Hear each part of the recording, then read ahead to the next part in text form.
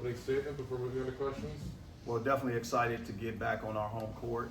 I think when you look at the games, the previous night of SEC play, what's indicative is the losing team led for 119 total minutes and 20 seconds out of a total 120 minutes. And it just went down to the wire.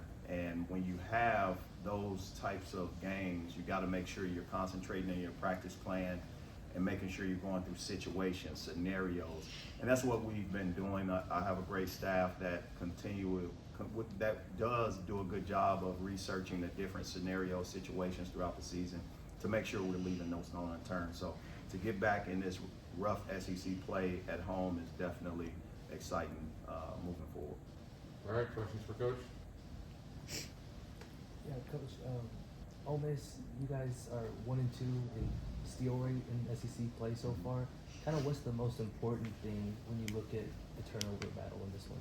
Well, when I look at our opponents, I look at Chris Beard, first of all, and the staple of defense that he emphasized on, and obviously the toughness that each individual player play with. They switch 1 through 5. They do a great job staying out of rotation. They're great at poking and raking and sort of stripping. It's not, I would say, it's not very confusing because Texas did the same thing, and we know that there's a level of Chris Beard's defensive philosophy where Rodney Terry was his assistant. So for us, it's kind of a similar game plan. They do a great job getting in those passing lanes, and their steal rates create their offensive plays.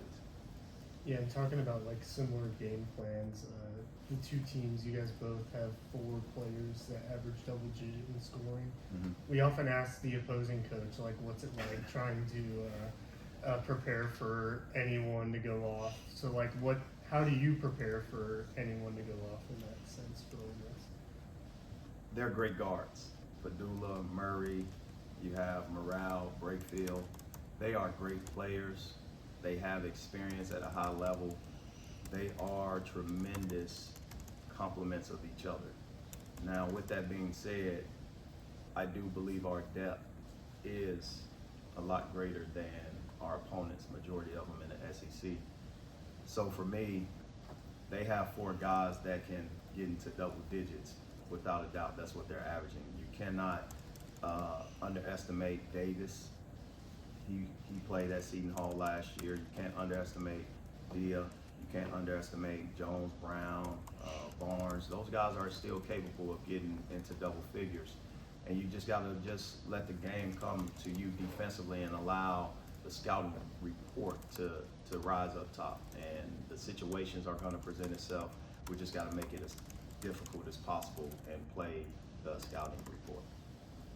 Coach, looking internally from the Texas game, what are some things that you've seen that maybe explain the uncharacteristically slow offensive end?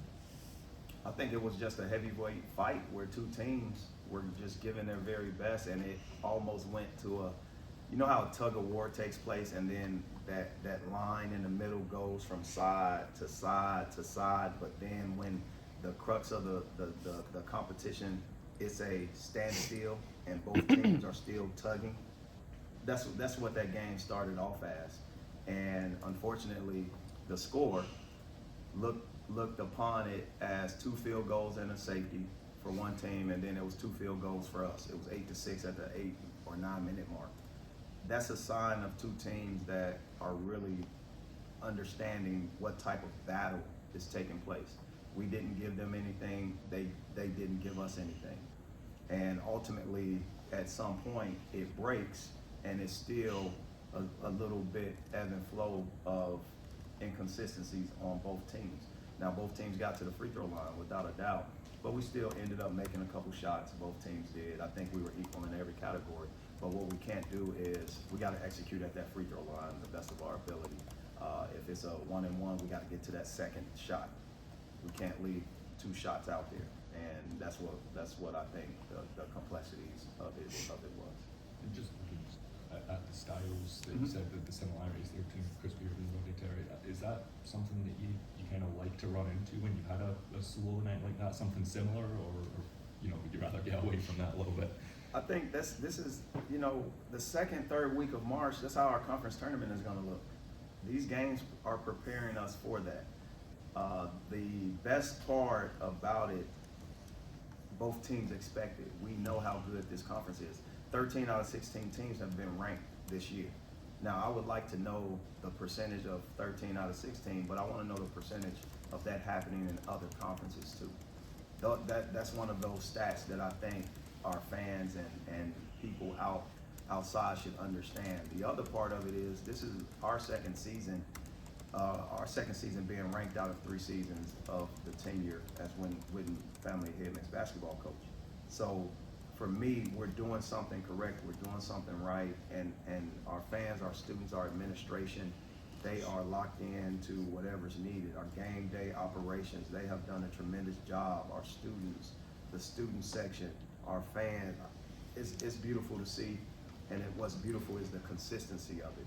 So for me, the expectation is every game, when you see the strength of schedule before SEC season started, that we were 1 through 16 as a conference. These games are gonna exist like that because of how much of I would say, preparation, great coaches, great players, and obviously great environments. Coach, when you kind of compare your last 2 road games, it seemed like versus Florida, everything you were running offensively was working, making a lot of shots, and then obviously versus Texas only 53 points. Do you change that, I guess, your mindset or sets you're running at all when things aren't falling? Like maybe late in that second half when you need a basket? No, you just tighten the screws on certain things. You don't change anything. You just tighten the screws, see what's loose, see what's not. Maybe it's an angle of a screen. Maybe it's one less dribble or one more dribble. You just figure out the nuances that have gotten you here. You can't just rip up a playbook and just change everything or second guess yourself. I'm not gonna second guess our guys. I want every single guy to take the same exact shots that they have taken at Texas because they were the same ones that they were taking at Florida. So we don't look at it from that standpoint. What I look at it is making sure that they don't second guess themselves, making sure they still play with confidence, that I still give them that nod, that vote of confidence that they need. But more importantly, that they play with an instinct. And they were playing with instinct. Sometimes the ball is gonna bounce a certain way, sometimes it's not. But I don't want these guys second guessing at all. And Second part of your question. yeah, I was just gonna say the last 2 games, Anthony Robinson's gotten into a little bit of foul trouble. Obviously one of the best defenders in the SEC and on the team. How do you keep him available, but still play the defense that he can play? And Robinson still played, I think it was, how many minutes? 30? Close to 30? He played 27 minutes. So I can't say he was in foul trouble. What I will say is he has to learn to keep his aggressiveness up despite the whistle and understand that referees are a part of the game to keep the play, and he can't put himself in a compromising situation when he's playing in the first half with 3, when he's playing late game with 4. He still didn't foul out and he still played 27 plus minutes. I think the substitution that hurt was probably Trent Pierce, and when you look at the maturation of young guys, Trent and Ant, sophomores, they have to learn how to play with those 4 fouls and play aggressively without compromising our intensity. Coach, after every loss this season, your team has responded with a win the game after. You know, how impressed have you been with the way that your team has handled that adversity and responded to those losses positively? Well, that's a great question, great statement. I am impressed with our players' ability to recover from mistakes, but our ability to get lost in the details and debrief from games. I think that's a advantage when you have experience. Our younger guys are learning from our older guys, and when you have a team that can recover, you also have the confidence from the staff, the confidence from the fan base, the confidence from the support of what's being in the building. Another sellout. That's tremendous. That is unbelievable. And I think when you have that type of support, that's what makes it easier for our guys to continue to work as hard as they can and find and have awareness and the vulnerability to know what mistakes they've made and turn those losses into lessons. And I think that's what they consistently have done. All right, thanks, Coach. Thanks, Coach. Thanks, MIZ. We'll be back with something for